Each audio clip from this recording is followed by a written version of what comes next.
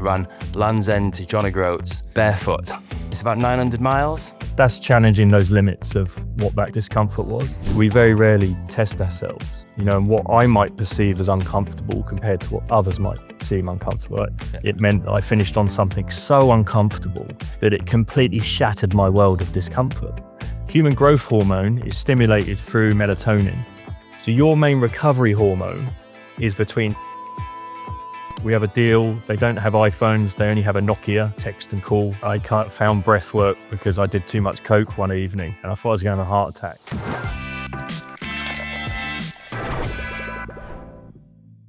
Tony, it's the middle of winter. Shoes or barefoot? Both. I often say that barefoot is best, but there is a certain temperature for that, and there is a certain ground surface for that, and some of that ground gets really gnarly if your feet are rigid and cold. All right, we'll come back to that. We'll dive into that in more detail. Is it okay to be a night owl, or should we all be morning people? I think the way your hormones are regulated, and we are an equatorial species, as in we have a circadian rhythm, then we have to align ourselves with more of a catabolic anabolic phase, which is 6 p.m. to 6 a.m. and 6 a.m. to 6 p.m., which would suggest that we're morning birds. Okay. Ice bath or sauna if you could do only one? Oh, it's a tricky one. I'd still go ice. I'd still go with the ice. Okay, cool. What's the first thing you do when you wake up? I articulate my joints. Okay, nice. Because, by moving my joints, I'm going to be standing up on them. We sleep on the floor, not a bed. Yep. So there's an element of articulating my ankles, moving my ankles, grabbing my knees, rotating my hips, wrists. Yep. And then I kind of go onto my belly and I walk back into a squat and then I stand up. We're trying to make the least amount of noise because we're still co-sleeping with Bowman and Tallulah. Okay, got it. Sounds similar to my mornings. Final quickfire question. What's the most bizarre thing you do for your health? I guess just for most still it is bizarre. We just don't have any sitting furniture in our house at all. There's just not one chair. So for many, that is considered still socially extreme. I mean, it is quite extreme, but then if we listen to the, we might unpack it later, but if you then go into the why, then it changes that whole narrative, because then you realize, it is biologically normal. It's just not considered socially normal. But actually, to sit in chairs, you get to the point where you go, that's biologically extreme. It's not biologically normal. Yeah. I mean, I like you, have traveled the world a lot and stayed with a lot of traditional cultures, a lot of tribes, a lot of jungle houses and things. And literally, I remember traveling. I used to travel with because like everywhere you go, everyone's sat on the floor, everyone's sleeping on the floor. There's no chairs, there's nothing. And I used to travel with a bath mat. So I actually bought in Vietnam in a market this like 2 foot long bath mat, with the ones with the little fingers that you put on the floor next to the toilet. I traveled with one of those so that when I stayed with these tribes, I could actually unroll it and lie on it, and it would cover my shoulder bone and my hip bone wouldn't be digging straight into the wood. But anyway, we digress. Right. So welcome to the podcast, Tony. Modern Rituals, podcast about unpacking the daily habits, routines, and rituals of inspiring people and kind of uncovering what that's helped you achieve. So I guess, people call you the natural lifestylist, or you call yourself the natural lifestylist. It's pretty clear to me what that is. But to listeners who've kind of never heard of the concept or never come across you before, do you want to just give a quick overview of what the natural lifestyle philosophy is, and then what amazing things it's helped you achieve, just to set the scene? Well, the philosophy has been underpinned by many things, but deeply rooted in, firstly, it's, finding ways of living that are more in sync with our human biology. So if we could think that's better for our hormonal system, our digestion, our overall immune system, just to bring ourselves back in harmony with a more natural way of living. Yep. Except we have to accept where we are. So the philosophy was always about, we can't all live in nature, but it doesn't mean we can't live naturally. So it's finding ways of living in the everyday environment that were then more in sync with our human biology. So you've been living this lifestyle, and you've got into you've become a barefoot ultra endurance athlete at the age of 44. So I guess, am I right in assuming that that's your way of demonstrating what you can achieve through living this lifestyle? What a person who's living truly in tune with their body, in tune with nature, what you can achieve. Was that the motivation for starting this at 44? Because it's quite an odd thing to take up to most people when you're 44, barefoot ultra running. Yeah, I'm just going to become a barefoot endurance athlete. I think it's underpinned by many things, really. I was born with club feet, so that's the first. I would say that perhaps the acorn, right? And yet I'd parked that. I'd completely just erased it. And then I was sitting in a ceremony and these boots appeared, like where I was wearing braces as a kid. Okay.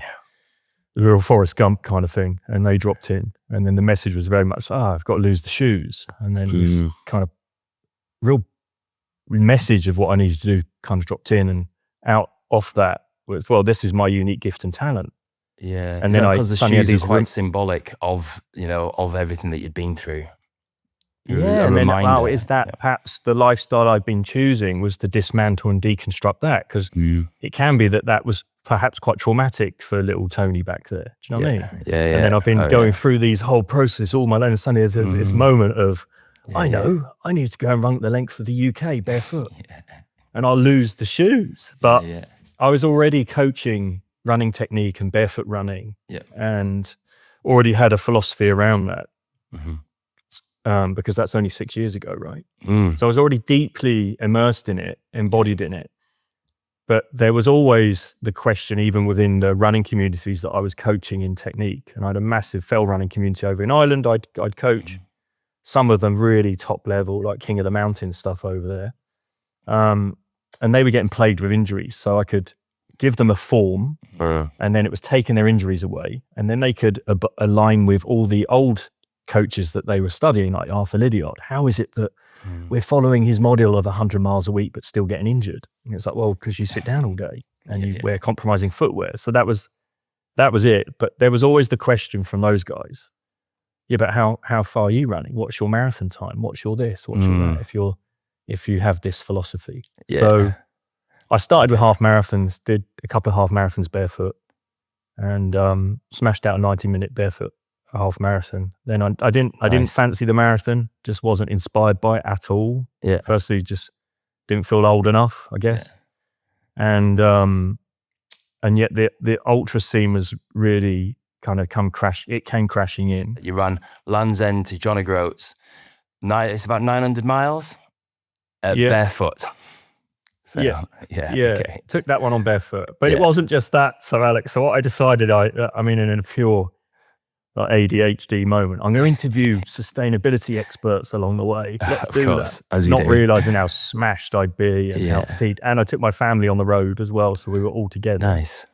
And there were stages through that where I got completely smashed, and there was a day when it looked like it wasn't going to be possible. And then I relied on a lot of the other practices, of course, that I was working with cold, working with heat, breath work, the nutrition, sleep, family connection, hugs, all of that stuff. And then I re-emerged and then banged out the most amount of mileage I'd ever done. I'd finished on like a 33 or 47 miler and then a 56 miler on the last day. Wow. With like a massive cankle, like completely swollen foot and ankle. So that led me to think, what's beyond that, Yeah. And I think that's also within this understanding is that we very rarely test ourselves, and what I might perceive as uncomfortable compared to what others might seem uncomfortable.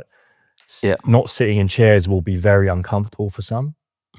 So, walking for some to the shops might be uncomfortable. So it's just playing with those edges, what that might look like. And for me, it meant that I finished on something so uncomfortable that it completely shattered my world of discomfort. Yeah. I feel, I haven't run quite as far as you, but I did run 100 miles. And I feel like the last 2 hours of the 100 miles, I was in floods of tears because of how difficult it was, but mainly because I was like, you do these things to test yourself. And when you realize that you can achieve it and you can do it, I feel like half of the tears were, oh my God, I haven't found my limit yet. That means I'm going to have to keep on hunting for it. Where next? Where do I go next from here? So where did you go next from the Land's End to John O'Groats? You did the 3 Peaks. You ran the 3 Peaks barefoot. Was that after? Yeah, the world got closed up, didn't it? So the world closed down, and I had this intention of doing the 3 Peaks a bit earlier. Well, firstly, we had our son. So we arrived home from Land's End, John O'Groats, and within 3 weeks, Bowman was born, our son. So Katerina, so we weren't just doing Land's End John O'Groats, we were doing it as Katerina heavily pregnant on the road with 3 other kids and all of that. So afterwards, it's very much, what are you going to do next? And it's like, I don't think I can communicate what I want to do next. We're having a son. And then after that, there was also that period of Katerina's like, I don't want to know. I don't want to be asked anything right now. Yeah. We've just had a baby, so we parked it. And then I had a lot of people around me. Look, have you thought about maybe doing the 3 peaks and doing the mountains barefoot? Yeah. And it didn't feel challenging enough. I was like, well, I'm just going to drive between the 3 peaks and run the mountains and get it done in 24 hours. It just didn't seem enough for me, after having that level of distance, plus I guess the length at the end. So I started to look into it and then saw that, I could, well, what's the distance? And the distance was about somewhere between 400 and 450 miles really of the whole thing if you were to run it and do the mountains. Yeah. So that became the challenge really. It's what does that look like? And could I do it barefoot? And knowing what I'd learnt really from the Land's End John O'Groats, tarmac's really gnarly. You can just keep eating away at your feet if it's consistent day after day and not enough recovery in between. What, more gnarly than trails? I would have thought like gravelly trails would be the worst thing of all. Well, if it's just gravel for days, but trails like mud, grass, and if you think in terms of a natural landscape, tarmac is very zoo, whereas trail is natural. So it's not so long ago we weren't really using footwear. So for me, it felt like, okay, how about this? We flip it and I do the roads in barefoot minimal footwear and I'll do the mountains barefoot. I mean, great idea, right? Hard, rocky mountains. Let's go and do that barefoot. So that was the idea. And then someone then dropped the record in. There was a record there. And so I was like, okay, let's have a go at it and let's see what comes out of it. And again, went on the road with the family, motorhome, still in a little bit the coming off of COVID time, so we couldn't get into many places to even stay. It was a bit of a logistical mare, really, to be honest, but not 4 hours off that record for that. And how long is the record? Bear in mind, also did the mountains barefoot, so that was just over. It was 9 days, 7 hours, something. That record I got it in at. Oh my God! And it's been smashed since. Yeah. Oh really? Yeah, and I'd go. I actually, if I wanted to do it, I'd go and do it again. But I know I'd just go. If it was about records, really, would I be going and running mountains barefoot? I'd probably want to shave a good time off that. No, exactly. Whereas I still did Snowdon, I think up and down in an hour 47 barefoot. So that was like pretty good going, and managed to break a toe on the descent. In theory, I did the 4 peaks because I decided to do Snowdon the day before as a warm up. Okay. And so ran up and ran back down again, and then went the next morning. So it's just, that's challenging those limits of what that discomfort was. And so it became pretty uncomfortable, that I'd say. Broken toe on the first day, missing some people on the descent, had to steer away from them, hit a stone, just hard toe. I would have probably done it wearing footwear, to be honest. And then just got back to the camp and then that's 52 miles that day plus Snowdon. So it was a big day of elevation, about 12,000 feet, I think, in total, with the rest of the elevation getting out. So big day. I guess that's my thing with barefoot running. So I fully embraced the whole barefoot thing over the last 5 years. I wear Wildsoles or Earth Runners day in, day out, everywhere, all year round. And even when I go out clubbing, I'm wearing my, Wildsoles. So, wherever I go. Wild man. However, the only time I don't wear these things is when I'm running. And I feel like the runs that I do here, so after this podcast, I'll go for a run. It's a coastal run along the cliff tops in Portugal. It's very similar scenery to the Southwest Coastal Path. Very similar, very similar. So the trails are all kind of stony, gravelly. And I feel like if I was running barefoot, it might take some of the fun out of running for me, because I love nothing more than getting to the top of a hill and running confidently and unleashing and running as fast as I can down the hill. And I feel like if I'm barefoot, I'd be constantly worried, even in barefoot sandals, but fully barefoot, either one, that I'm going to break a toe, that I'm going to, injure my foot. So how do you feel about that? Do you feel like I guess it opens up a whole different side of fun for running. It's a different... I I have got to the point, and there's videos of me like running over, like if you have to have like that hard stone, almost like train track stone, when they laying the got like the granite stones, those. Yeah. I mean, I can sprint on that stuff. So I don't really have, there's an element of technique, whereas I'm not thinking about loading. My feet are always underneath me and I'm only ever pulling them up. So it feels like there's almost less contact time. Yep. And that's essentially what I coach others. It doesn't mean that my body weight's not there, it is, but it's how little time I spend on the ground. Yeah. So that plays a huge part in it, I will say. So many of the jungle treks I've done, the guides are always barefoot. Like they're hiking through the gnarliest of jungle barefoot, skipping over logs, through bushes, whatever, and they barely bat an eyelid. They don't look like they're in pain. I relate it to this. Like, so if you were to wear, it's like this limbic system. Limbic system is really always trying to create safety, minimize the risk of injury, take away the threat. Am I going to burn too much fuel? Am I going to get injured? That kind of communication. It's like the boss, really, right? Yeah. So a bit like if I sit in a chair all day, to stand up suddenly becomes a bit more of an extreme. So limbic system goes, alert, alert, alert, burning too much fuel, could get injured, sit down. And so we go into this, I've got to sit down, oh my God, I'm knackered. And we haven't hardly done anything. So you could relate that to a lot of things that we're seeing in the world today, right? Then you go footwear. So if I wear something that has an element of cushion, what happens is I lose a large amount of sensory awareness. I also lose the ability to be the rubber myself, the complexity of the foot, like the ability to grip even and soften and be compliant, the dexterity. People can draw with their bloody feet, right? Yeah. So it's understanding that's all there, but not if you become divorced from it. So if you wear rubber, you desensitize. You don't become more sensitive. The thought is, my feet are too sensitive. No. They're not sensitive enough. That's the point. You've lost the connection.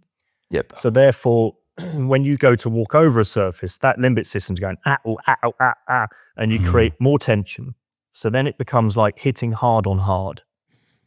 And that granite or that rock or those stones won't give. Only you can give. But you can't give when you're giving rock hard vibes, So, but again, the foot can do incredible stuff. Just like if you put your hand down on those stones, you still have that level of ability in your feet. You have the same amount of exteroceptors. You have 33 articulating joints, 26 bones. It's extraordinary superpower, really, gift that we have. But we have to then rewild that behavior, recover, like a recovery program for feet. Yeah, it's not easy. And I see no problem with someone wearing something really minimal, like play with it, go minimal, wear sandals, run down the downhill in a pair of minimal barefoot footwear.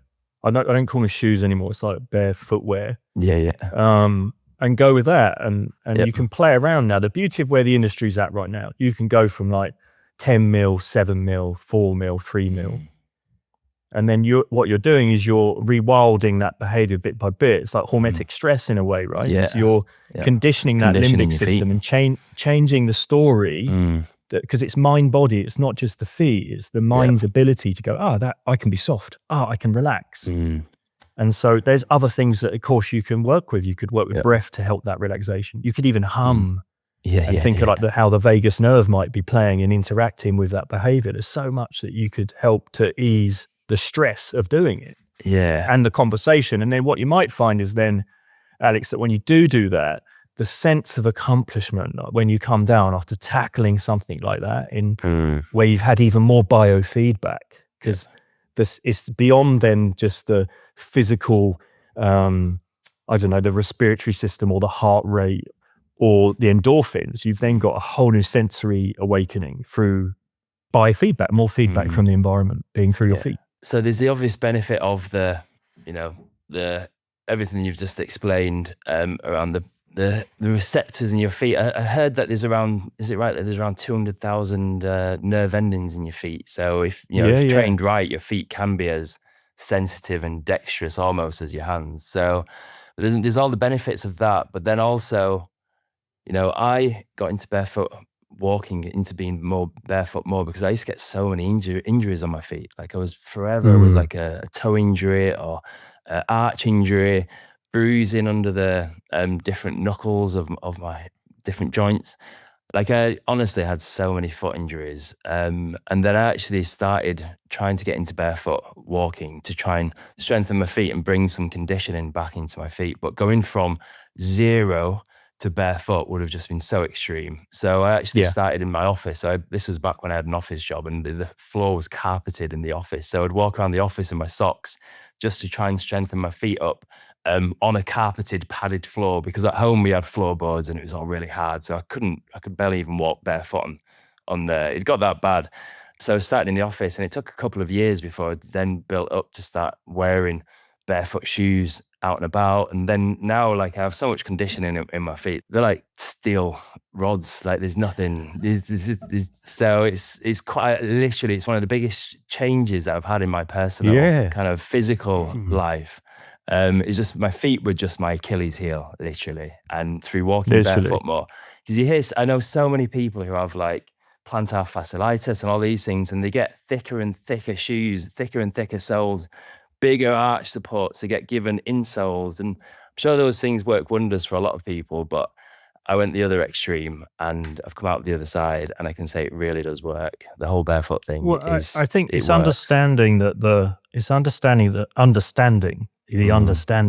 the understanding. The foot again has these 33 articulating joints, like those met heads you're talking about, and then it has this huge elastic potential, which we only really come to understand through, because we hear of the negative terms of plantar fasciitis or Achilles tendonitis, but they're really elastic, incredible elastic potential. But they can't be elastic when your footwear is being elastic. So the more compliance you wear, the stiffer and more rigid those systems become. And so it can help short term because it can alleviate some of the tendonitis, some of the that you're maybe experiencing. That could even be inflammation. But over time, you're going to become even more deconditioned. Because the footwear is the conditioning. That's what's you're relying on footwear to basically to wipe out millions of years of evolution. And that footwear only came into play in 1969. We can't say that we've evolved since then. I think if you were to really just unpack it and go, well, what would be the best thing for someone who had an interest in perhaps transitioning? And I would say really it's to just try and recover your feet first, like what you've done there, but actually go to like practices like almost like toga, we call it, but it's yoga for your feet. Wear toe separators when you're not wearing footwear around the home. Start playing with your feet, get them back to understanding that they can do all this extraordinary stuff rather than be stiff and rigid and shoe-shaped. And remove footwear that's creating the shoe-shaped foot. So if you put your foot on a piece of paper and draw around it, you'll have a wider part and a narrow part. Or if you actually look at the skeleton structure of a foot, you'll see how tiny the calcaneus is, the heel. But footwear, we're creating wide heels and really narrow toe boxes. It's like the complete opposite. And when you see that, you're like, oh my God, of course. I'm just creating a really compressed knuckles of all my heads like that and a really rigid arch. And then there's most of the foot issues that are associated with that, I would say. And if someone wants to start getting into this, if someone wants to add a daily practice into their life, someone who's going from zero, where should they start? What can they do each day to try and get some of this back into their life? Well, I have like some rewilding your feet programs, so you can look at that stuff. Just TonyRiddle.com or Tony Riddle and then rewilding feet or toga or something like that. They could look at that. Toe separators, again, you can just, there's so many on the market now, just some really soft silicone type things that you can slot between your toes. There's no point in wearing them in bed. You need it when you're loading, because it's like, imagine your whole body weight's there, then you're realigning your toes. So they're strengthening that new shape. As they have strengthened in that shape, they can strengthen in this shape too. Play with that. I then get to more restful positions on the ground. See if you can get to things like a squat, like a flat-footed squat. If you can't, put something underneath your heel, like a broom handle or something underneath the heel as a heel raise, and just get into squatting and things that help you understand that ankle mobility then is necessary for running. It's not just about feet. And then just as you did, like walk around the home. I think we haven't really mentioned posture, because posture does play a part in this. So if I have my head in a screen all day with my head down, chances are I create a new default of having my head slightly forward when I'm walking or when I'm running, because I'm so familiar, I've become really efficient. And that limbic system goes, oh, this is too costly being up here. We want to get back down here. Yep. So if you then think about keeping that head and chest up, your feet will be more underneath you. The further forward your head goes, the longer your stride becomes, and you spend more time on the ground. And in terms of you walking around at the beginning, if your head and chest are up, you'd spend less time feeling what you were feeling. Whereas if your head's forward, you have more time feeling the ground, in other words. You're almost too long on the ground than nature intended. Because again, if we look to those, as you've visited, indigenous cultures, they have beautiful posture. Yeah.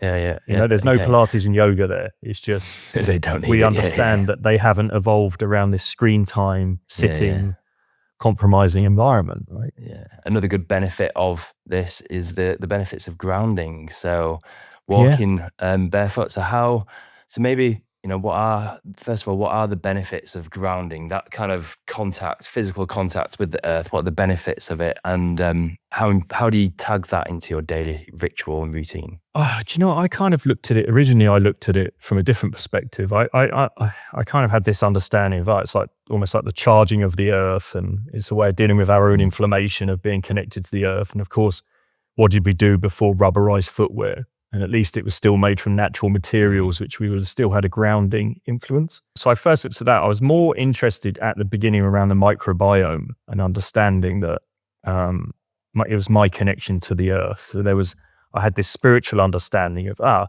that's spirituality. It's being really connected, grounded in that sense.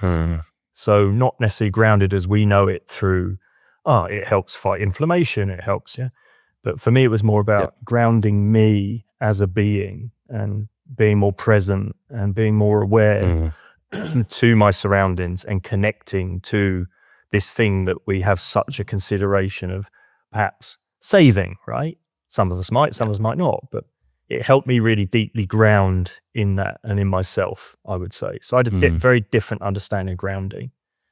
And then I had the microbiome influence, that being connected to that, the microbials in the soil and the different environments, if that's trail and the more natural that environment, the more nature I was absorbing in a way, or it was influencing my own microbiome, you know?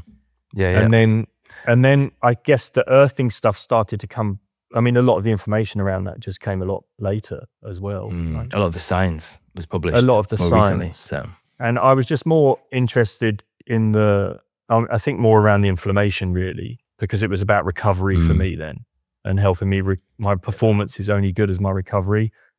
Again, I'm a 50-year-old father to 4, and I perform in different worlds, right? I have a business. I'm an ultra endurance athlete. I'm a husband, father. I'm an author. I'm doing another book. I do podcasts. So there's a lot there to need to be grounded within. And there's also, I have to be able to recover to be able to perform. And so beyond like the grounding influences, also things like red light therapy, because again, that also helps with inflammation, helps me recover. Okay. Helps my mitochondria. Yeah, helps the mitochondria, helps again that the powerhouses of my cells, but then equally that then comes back round as a full loop back into recovery for me to perform again. So for me, it was very much around that. So for people listening, so what advice can we give them to, how can we get them to add a bit of grounding into their life, maybe in conjunction to try and get some barefoot benefits? Is this something people should be adding into their mornings, or just dotted through the day, or like what's the takeaway? I think in terms of ritual and getting beyond even to become grounded, I think it's because we call it that instead of like even if you have like a small patch of grass in your garden that you can go out and just close your eyes and have your bare feet connected to that. Place one hand on your chest and one hand on your belly, and just become aware of those areas, like feel them. And it helps to feel rather than intellectualize with such a thinking being. But as soon as you put your hand here and your hand here, there's my chest and there's my belly. And see if you can literally just relax those areas so you feel that they're resting on your hands. Does that make sense? Like you literally can rest your hand, because otherwise we're a bit tense in the belly. And just put your tongue in the roof of your mouth, a flat tongue. And the moment you do that, you'll find that your nasal apertures will widen and just become breath aware. And by that, I mean, I'm quite blessed I have nasal hair, so I can feel my breath. But if you don't, put an imaginary feather underneath your nose, And with that, the idea is not to inhale it or blow it away, but see if you can become breath aware that when you're inhaling, can you feel the weight on these hands when you inhale shift, expand? And when you exhale, can you feel them contract a little bit? Do you know what I mean? But at the same time, don't blow the feather away. And there's that term LSD, which is light, slow, deep breath. Get that going through your nose. And just that with your eyelids closed and your feet grounded, then you'll be amazed at how that will shift your state. Okay. And you don't have to be out there for long. So if you're worried about what your neighbors might think you're up to, you're only going to be a minute or two out there. I actually started doing it. I started doing this in London, and my next door neighbor was this old Indian couple. And I'd go out in the morning thinking that I was kind of, cutting edge. This was in London like 5 or 6 years ago, and I was like, I'm going to do my morning routine. I'm going to focus on barefoot in the grass, do some stretches and yoga.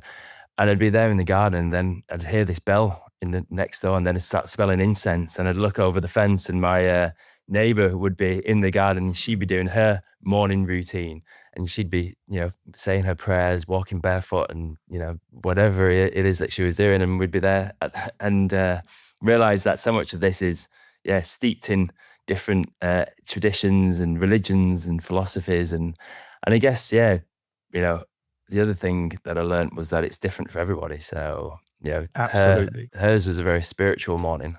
In the morning, when I wake up in the morning, when I was saying I'm articulating my joints, I'm quite calm in my breath. Yeah. And then when it gets to 6 a.m., which is back to this circadian rhythm thing that we were discussing in the points earlier, I want to be catabolic is the morning time, like 6 a.m. Until then I get to 6 p.m. is then anabolic, regeneration, rejuvenation, replenishing, recovery.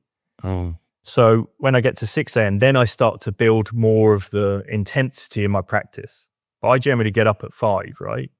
But I don't want to be intense at 5. I want to kind of just nurture myself in. 6 a.m. comes and then I'm bam. And I could be out running. I could be doing the things that are perhaps more intense. Okay. And equally, that would be like breath would be more intense at that time for me. Okay. And then 6 p.m. is the more anabolic, and that's when I want to be thinking recovery. So I tend not to eat after 6 p.m. I tend not to view anything that's too stimulating. Even our lighting in the home shifts, we have like circadian lighting. So I'm trying to prepare my whole system or our whole home to think like a recovery hub. It's like a giant grow bag in the evening, if you think of it that way, all recovery. I don't train at night. It's the wrong hormonal system to be training. Okay. It's a good tip. What's circadian lighting? What's that? Sorry. This is new to me. It sounds intriguing. I don't have it here. So circadian lighting. So again, if we strip all this away today, what we have in our homes, like light bulbs that came in, that bright idea, unfortunately, it changes our hormonal state. So our digestion, everything could be geared off that. Even the links to cancer perhaps that they're now suggesting could be ties to melatonin. So melatonin being what we formerly know as a sleep hormone, right? We hear of that. I take a couple of melatonin, it will knock you out. But actually it has a whole huge effect on our hormonal system, digestive system, immune system, cellular systems. And so if, for instance, in the evening, when normally the sun would be going down, we go dig and turn a light on. We're suggesting to our system that it's daylight again. And you have a certain area of your brain called the suprachiasmatic nucleus, which is rather like a light switch. And it will go, ding, lights have come on, melatonin off. Why would I need melatonin? You're suggesting it's daytime. Then in the morning, where we should have this really bright light, we're almost not seeing enough of it at this stage because we're indoor, we've become an indoor species. But really in the daylight, you'd be out really super bright and we need an abundance of that light. In the evening, we're very sensitive to that light. So the moment that suprachiasmatic nucleus picks up on anything above 600 lux, which is a measurement of a spectrum of light, and in this case, we're calling blue and green spectrums of light that create your white light in your home, the big LED powerful lights, which will illuminate about 2000 lux in a space, and anything above 600 lux will signal that superchiasmatic nucleus to go no melatonin. And so melatonin, in terms of us as in recovery, should be its peak by 10 p.m. at night. And that then starts another whole cascade. So human growth hormone is stimulated through melatonin, and human growth hormone is in abundance between 10 p.m. and 2 a.m. So your main recovery hormone is between 10 p.m. and 2 a.m. Without melatonin, so the deepest cycles of sleep are suggested that it's beyond 10 p.m. in that first realm of 10 till 2, and anything beyond that is a bonus. So if we're like this, at 10 p.m. at night, superchiasmatic nucleus is going, it's daylight, no melatonin. That means human growth hormone is going to be compromised. My most deepest cycles of sleep are going to be compromised. And I'm starting to bring a catabolic behavior into what should be an anabolic sleep, rest, rejuvenate, replenish. Does that make sense? It does make sense. It does make sense. There's a lot there, I appreciate. So there's a lot of science there. So the takeaways, I guess, are, you mentioned before around training more in the morning than in the evening. So the mornings start with the training, the bright lights, and then in the evenings you start dimming the lights. Calming system. More restful, more calming, some more parasympathetic, I guess. So like what is your evening? So what kind of things do you do in the evening to help you sleep better at night then, other than kind of what we've discussed? So you start dimming the lights, no phones for how long before bed? Or so we kind of have a no screen time is around about 8. Okay. So by 9 p.m. our whole environment would have just gone boom. We're mostly in bed by 9.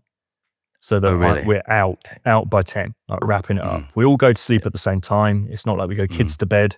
We stay up and watch TV because we don't have one.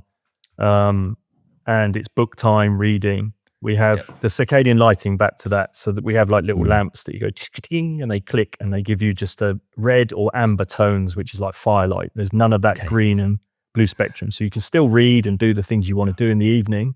It just doesn't have that really potent daylight light that superchiasmatic nucleus is going. So we wind down with lighting. The temperature in our home also goes down. So that's relative to if we strip all this away, what happens? Temperature goes down. You need like a 3% drop in body temperature, 3 degree drop in body temperature, to stimulate those same regenerative systems. So that's thinking lighting, air temperature. The information we have coming in, because we don't have this world of comparison going on, or toxic news or whatever that might be, that isn't conducive with sleep. That's a bit like Alex and I are just chilling around the fire. All the kids are just sleeping around us, and then an invading tribe comes in and starts yelling at us. What's that going to do for our sleep, right? So we just, for some reason, we've just normalized that in our hands and in our bedrooms. So none of that. So we have more kind of, what we're doing at the moment. I think we're just doing Norse myths at the moment with Bowman and Tallulah. They're really obsessed by the Norse myths. We were on the Norse myths. So talking about the Norse gods and the Nordic. Okay. Oh, sorry. Yeah. Okay, got it. Yeah. And then prior to that, we were on Arabian Nights, and we just did Jungle Book and stuff like that. So we're just on that. Nice. Bowman and Tallulah, though that age. Lola and Millie, they're in their room doing their thing. They've got their circadian lighting going. No screens. Yeah. We have a deal. They don't have iPhones. They only have a Nokia, text and call, and they're 16 and 14. Yeah.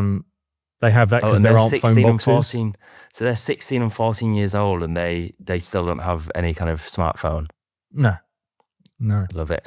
Nice. They have it. I've given them a Mac, like my smaller MacBook, but that stays downstairs and it's on the same table that I work. So if they need to use a screen, it's downstairs. There's the area for it. And they're just prolific readers, artists. Nice. And illustrators. They're just because of that. I believe it's because they haven't had that saboteur come in, which is the screen, that removes a lot of that creativity. So they're still in that developmental stage. I'm sure it will change. Lola's going to start studying next year. She's off to start her path towards her degree that she wants to do. But they're unschooled, so they're not at school, are they? So it's just a very different social norm, I guess. So anyway, back to well, you digress, Okay. Alex. Right, back to the evening. Yes. Okay. I know that's a whole separate conversation that I would love to ask you about sometime. Yeah. So that's your evening, right? Yeah. One thing that I have done for the last few decades, as long as I can remember, since I was a child, is I get to sleep using breath work. So, and this wasn't something that I just started doing because I was told it would help me get to sleep. I think when I was like 6 or 7, I just realized that I was lying in bed and my mind would just be racing and just wouldn't stop. And I was like, right, okay, I need to just calm everything. Don't move, don't think. And I was like, I can't not think. The only thing that I can't stop is my breathing. I have to keep on breathing. It's the only thing that I couldn't control is my breathing. Well, I could, but you couldn't stop. You couldn't just stop and then try and sleep. So I was like, okay, maybe if I just focus on the breath, that will help me, and that will help me calm the mind. And I used to initially just calm my mind by focusing on the breath. Then, at some point I heard about the 4-7-8 breath. So for the last probably, 15, 20 years, I get to sleep by doing the 4-7-8 breath. Is the last thing I do in bed every single night. And it helps me get to sleep so quickly. So do you want to explain why that might be? And if there's any alternatives that you might suggest people at home could try as well? I have a very similar story, but mine was different. I kind of found breath work because I did too much coke one evening and I thought I was going to have a heart attack and my chest was just like, honestly, I thought my heart was going to go out my chest. I was in my early 30s. I literally thought I was going to die. And I suddenly found that, so when I was breathing, I could, by lengthening my exhales, I was finding, oh my God, my heart's calming. Oh my God. And I managed to get my nervous system calm. Because what I was doing, I was obviously jacked on coke, but I was also stimulating my nervous system further by panicking, thinking I was going to have a heart attack. So I had almost a panic attack whilst lying there. And what saved me was this lengthy exhales, because the longer the exhale, the lower the heart rate and blood pressure. So if you put your fingers on your pulse and you just breathe out, you'll notice there's a slowing of your heart rate. But when you breathe in, you get a picking up. So one is more sympathetic and one is more parasympathetic. And there are other practices like what you've alluded to there. You could do box breathing, for instance. You could do a simplest one I find is a 4-6 tempo. So I tongue in the roof of the mouth again. Okay. Really light breath. Inhales and exhales, but 4 seconds in, 6 seconds out. And that gives you 6 breaths per minute. Yeah. So that's like 60 seconds. And you'll already notice there'll be a calming influence of that. And that's a very simple breath. There's a breathing app I work to, which is a really simple tool, and it has a disc on it that grows with the 4, and so it inflates. Yeah, so it expands and contracts. So with the 6 seconds, it gets smaller again, and you can follow that. It's quite visual, but it also has a sound. And most people that I coach with that's their in, because it's so simple. It's like having a little breath coach. That was by Eddie Stern, that app. It's just called Breathing App. It's free. Great gift that he gave to the world, that I would say. And most people I have practiced that. To give you an idea, we were working with ice baths in London. When it was hoofing down with rain, I'd invite people to my studio instead of going to Hampstead Ponds. And I'd have a freezer set up and we'd all sit in a circle doing our Wim breath, at that time. And then our friend came back, Chris, from the US, and he had Eddie Stern, who was Madonna's Ashtanga teacher, on his podcast. And he's like, Tony, you've got to put this on. And he plugged the mic, the speaker, into his phone on my speaker system in my gym. We're sitting in a circle and we had this sound. It would go, bang, bang, this 4-6 tempo. And we all just sat and were breathing to that. We doubled our time in the ice, like every one of us, because it was calming our nervous system rather than putting us in a more alert state. And for some, they're quite nervous already about getting in the cold. So it would make them even more upregulated doing the alert breath. So this calmed everyone and you just followed it all the time you were in the cold. So that works for me best. Like yours might be, again, it's different people, different horses for courses, right? And I'd say... But essentially they both have a elongated out breath, because it's the out breath that calms the exhale that calms the nervous system, the inhale that kind of fires it up. So as long as your breathing routine, or with your breathing pattern, your breath pattern, it has a longer out breath than an in breath, effectively you'll be doing a similar kind of thing. I think the beauty of working with something that has a sound to it or a visual, you don't get, because you want to be feeling, not thinking. And when I start counting, I'm off like, oh God, was that 4? What was that 7? I've got this whole like internal dialogue going on. Whereas sometimes with something that can come in, support you like a breath coach that will just be going right, 4, 3, 2, 1, 6. Yeah. And you can work like that. That works for me. But that's, again, you could work with humming for the vagus nerve. That's really powerful. And that vagus nerve is the longest nerve in a way, right, from the brain stem all the way down to the abdomen, and is just really deeply associated with that autonomic nervous system, for the parasympathetic nervous system specifically. And that could be digestion as well. So if you're having a hard time digesting, or your digestion's flawed, or even you get like what you consider is, I've got acid reflux, work on your digestive system. And one of the key players of that, just like going to bed, is to, before you eat, prior to eating, you calm that nervous system, which is right back to the beginning. The guy running, tearing open the sandwich and wolfing it down versus the person that's really feeling and smelling and sensing.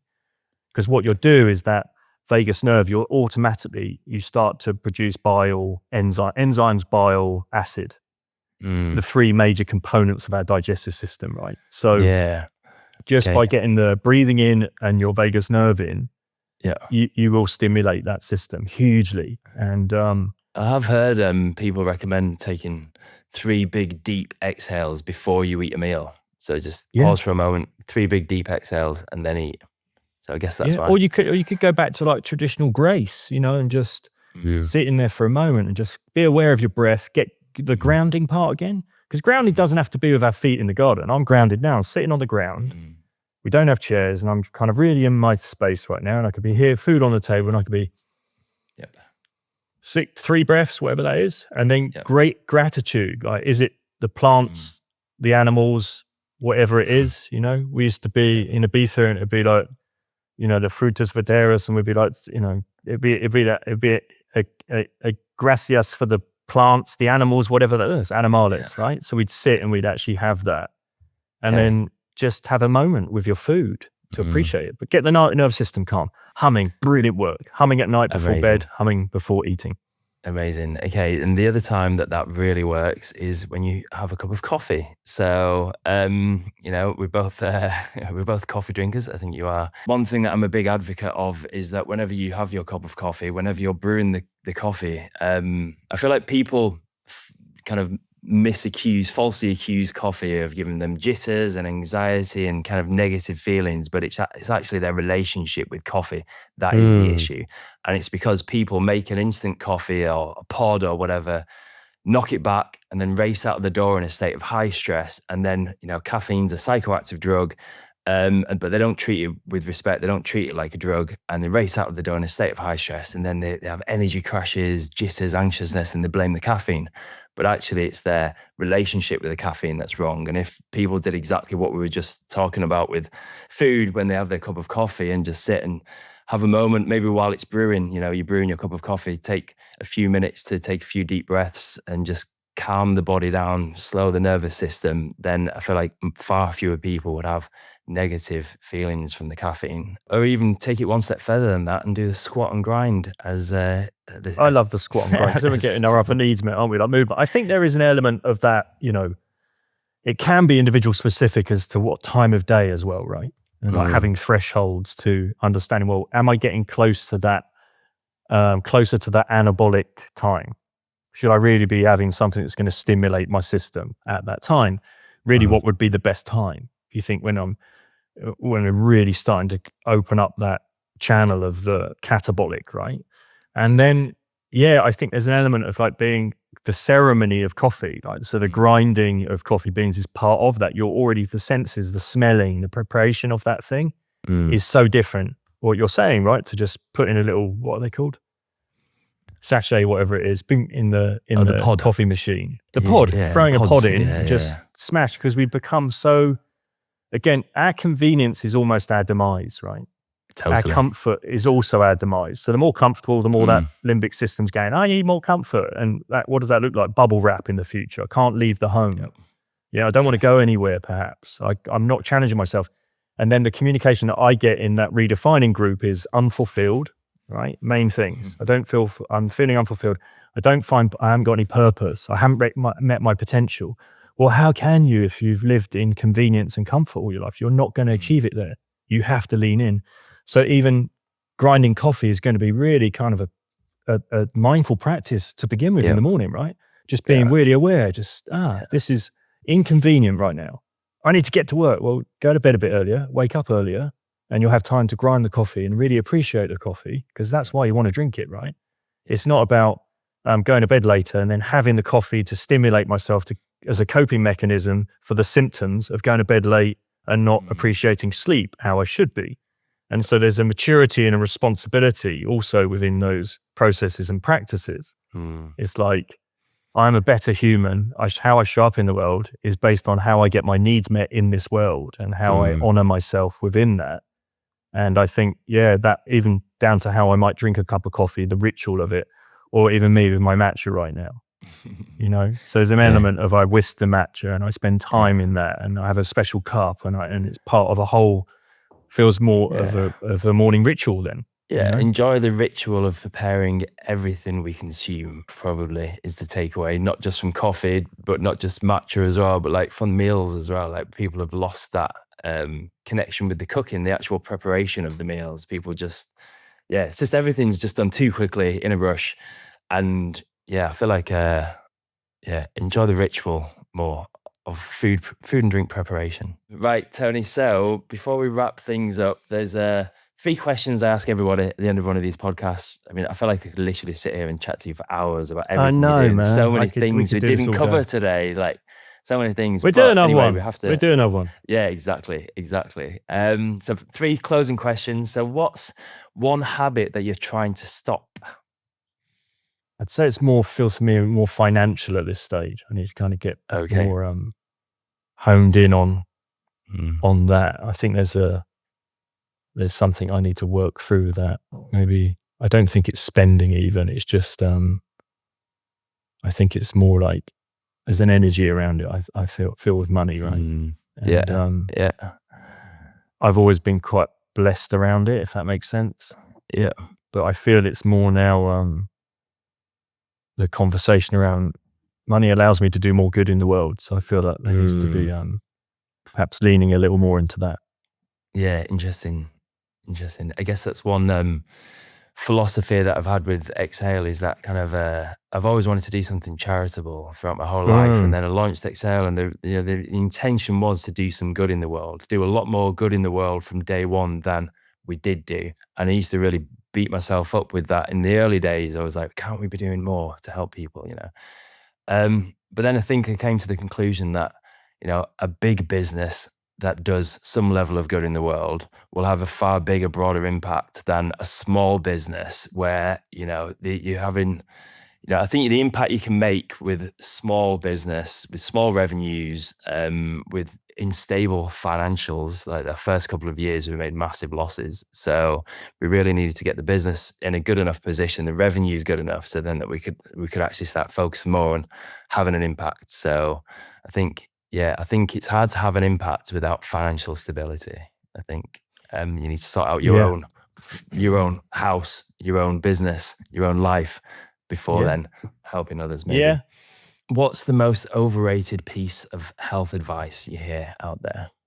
Well, I go with like all the paraphernalia and all the gear that comes with training, like, because we have all the gear. We just often just have little idea of how to use it, rather than think, have all the gear, no idea, is what I learned through snowboarding. So I said, look, they've got all the gear, but they've got no idea. Yeah. And I was like, wow, that's amazing, isn't it? Because actually we have all that gear. Yeah. How do we access it? So I think, it's all of that stuff that comes with it. That's not where it's at.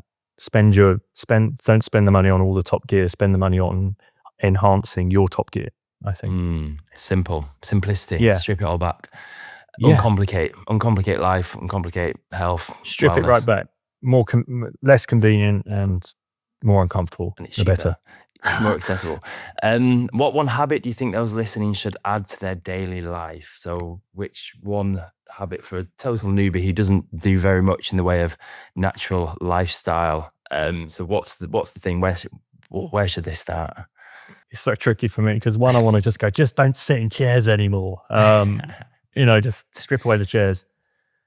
It's a tough one. It's between the sleep environment and the chair environment. Even if that means like, if you watch movies, get on the ground and watch them and try different sitting positions, because each one of those is going to make you perform. They're going to allow you to perform better functionally in terms of longevity.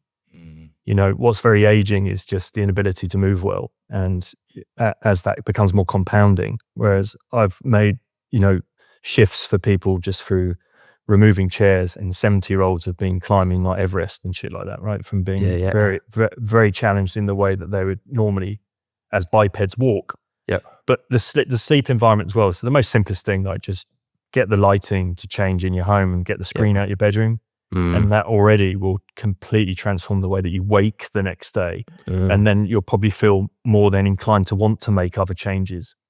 Whereas if you're waking up fatigued, it's much easier to go right straight for the coffee, get upregulated, rather than, you know what I mean? So there's like the ritual stuff that we talk about is largely you've changed something within a sleep environment. You've managed to calm your nervous system. You've become self-regulated. Therefore, you can be more present in the day. Whereas it's when we get upregulated that we're then those habits that you're discussing start to play out. I've conquered. I don't really have any habits. No, I got nearly wrapped up in something, which was like the rapé stuff, because it was so close to feeling like I was back in my cocaine days, right? And so I found myself suddenly, oh my God, this is no longer a medicine. It feels like I'm using, and I had to just go no mass and stop because.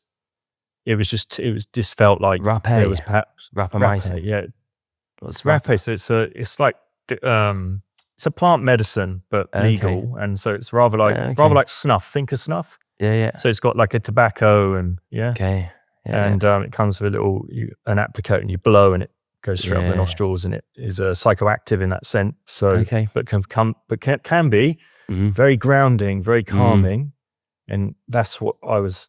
It was great for me in meditation and stuff like that. And I started to find myself going, I think I'll just have a little bit.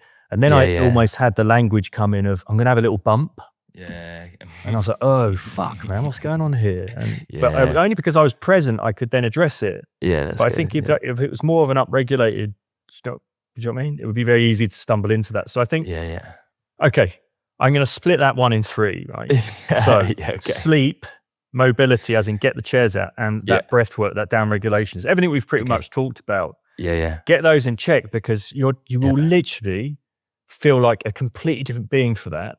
And they're free. Getting your lights sorted perhaps might cost a bit at the beginning, but even if you just went right dimmers or turn the lights down or get the screen out, because that's free. Sitting on the floor, completely free, right? Removing your shoes, free. And then breathing, free. And you will literally, I challenge you to feel like shit after doing that. No, I couldn't agree more. Those are the things that have had the biggest impact in my life. And you can spend hundreds, thousands on supplements and expensive gadgets and tech and not notice anything at all. But all of these things that we discussed just have such a profound impact, and you notice the impact immediately. And so for me, that meant like better husband, better father, how I showed up in the world.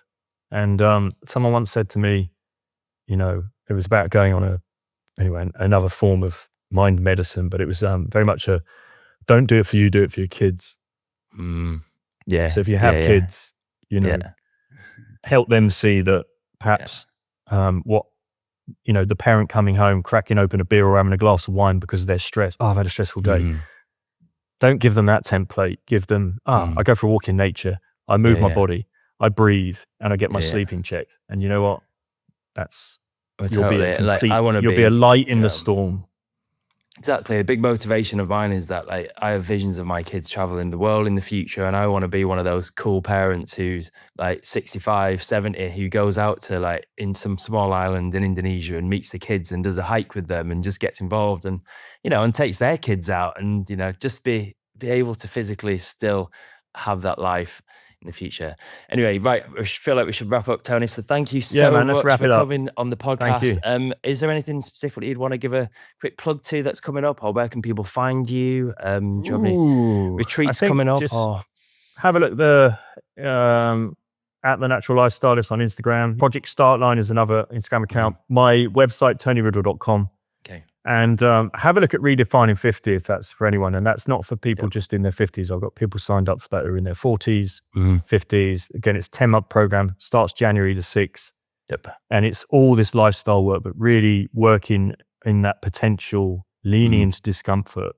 Yep. And then completely transforming lives through that. And when I say transform lives, it's not just, I mean, it gets thrown around a lot but we're really talking like human potential work here. And it has a profound shift. So amazing. Keep an eye out for that.